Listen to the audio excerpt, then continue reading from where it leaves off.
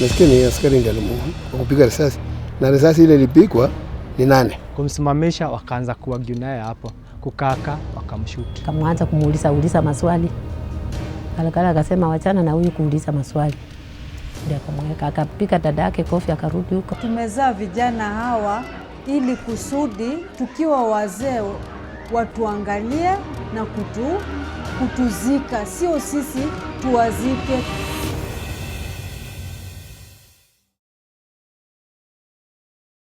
According to the Independent Medical Legal Unit, which monitors the conduct of the police through medical reports submitted by victims of torture or their relatives and gathered by their researchers, between January and December of 2015, out of the 126 people killed by the police, 97 or 77% were summary executions.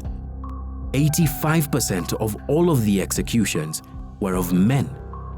The year before, 199 people had been killed by the police.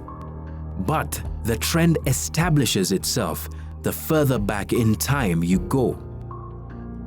In 2002, Amnesty International reported that 100 citizens were killed by the police in suspicious circumstances. According to the Kenya Human Rights Commission, between 1994 and 1997, they documented the killing of 439 people by the police. This works out to an average of 146 people every year. These numbers also include those killed by the police while trying to commit a crime. In 1996, the KHRC, in its biannual report, stated that 130 people were killed. In 1997, an election year, 159 people were killed. If you follow the trail closely enough, it leads back to before Kenya's independence. Since their formation in 1896, they were formed to suppress, pacify, and oppress Africans. And of course protect the interests of the Imperial British East Africa Company to begin with, and then of course later to protect Kenya colony from 1920, which was under the British colonial rule. And therefore, if they were created to do those things, the question is whether we ever broke with that past after independence. We never. Although the police's leadership was widely held as being at the service of the governments of the day, the real descent of the force accelerated in the 1990s. In the 1990s and 2000s, when Mungiki becomes a threat, all of a sudden the police find themselves and the government finds themselves faced with what you'd say is a less than ordinary form of criminality they were used to. These were very organized, and they were not just organized politically like Kenya was organized, but they were actually organized and ready to use force and violence. And they were killing people who are either business rivals or who are not in their good books.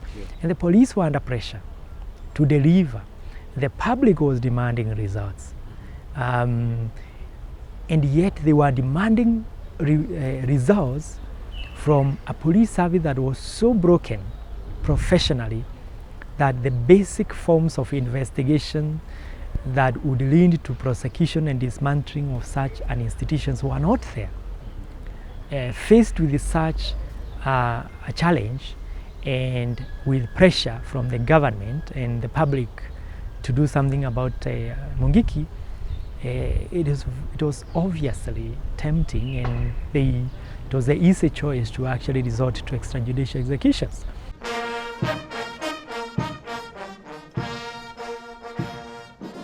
Today, the image of the police is one that even the president has spoken about on more than one occasion.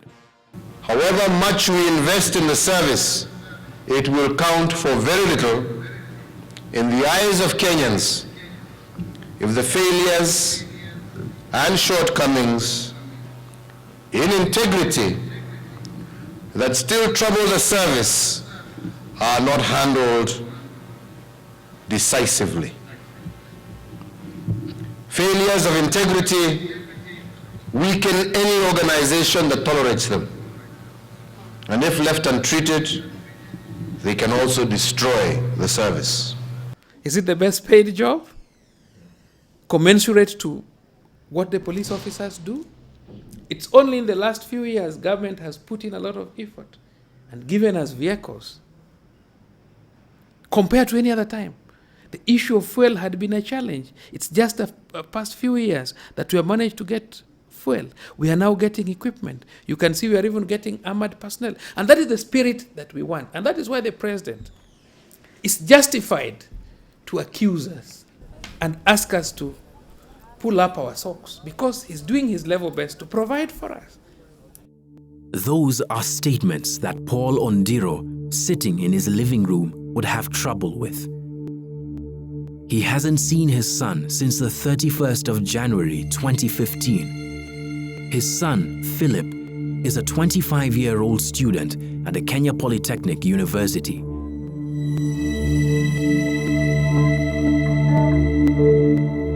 And the burden of his absence has his father scanning his phone almost relentlessly, waiting for news.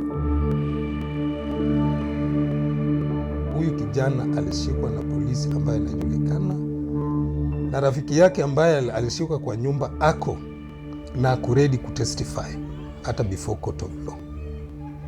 But then hakuna kitu, hakuna usaidizi yoyote nimepata mpaka leo. Ile police station kwanza nilienda ilikuwa Ruma. Mimi nilikuwa najua nitaenda kumpata huko. Wakati niliuliza kwa Obi, niliambiwa mtu kama huyo akuletwa hapo na wajui. Waliniambia nijaribu Pangani, ambayo nilienda Pangani CID quarters. Kufika huko walikuwa najua mtu kama huyo, waliniambia niende Mtaiga police station ambayo nilienda. Walinijaribu kufungulia mimi mpaka cell, nilitafuta sikumpata. Nikarudi Kariobangi police post, sikumpata. Nilienda paka Parklands police station kumwangalia huko, pia sikumpata yeye. Nilienda huko CID headquarters Kiambu Road, nikapiga ripoti huko. Alafu waliniambia niende Jogo House. Hapo basi walichukua record, wakachukua statement yangu yote. Waliniambia wataforward hiyo case kwa IPOA, ambayo ilichukua muda mingi sana. IPOA niliitwa kitu mwezi wa 5. Huko vile vile nilipiga report. Wakaniambia hawa pia wataendelea na uchunguzi yao, waone kama wanaweza kunisaidia. Of which wajawahi kuniita. Nikipiga simu wananiambia bado wanachunguza, wanaendelea. Just like in the case of Willie Kimani, Hamza Mohamed Bare, and dozens of others who have gone missing, never to be found, the fact that he was last seen in the hands of the police has meant little in terms of investigating his whereabouts. All it has done has left Paul with a feeling that his son's fate may have been sealed, just like Willie Kimani's.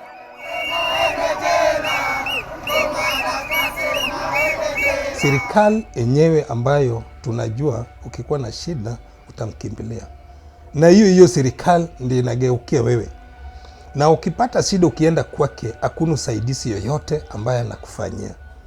Inamaanisha wanajua kila wanafanya na vijana. Afadhali ukutane na mkora kuliko kukutana na polisi, kwa maana hawa ni wakora kuliko wakora.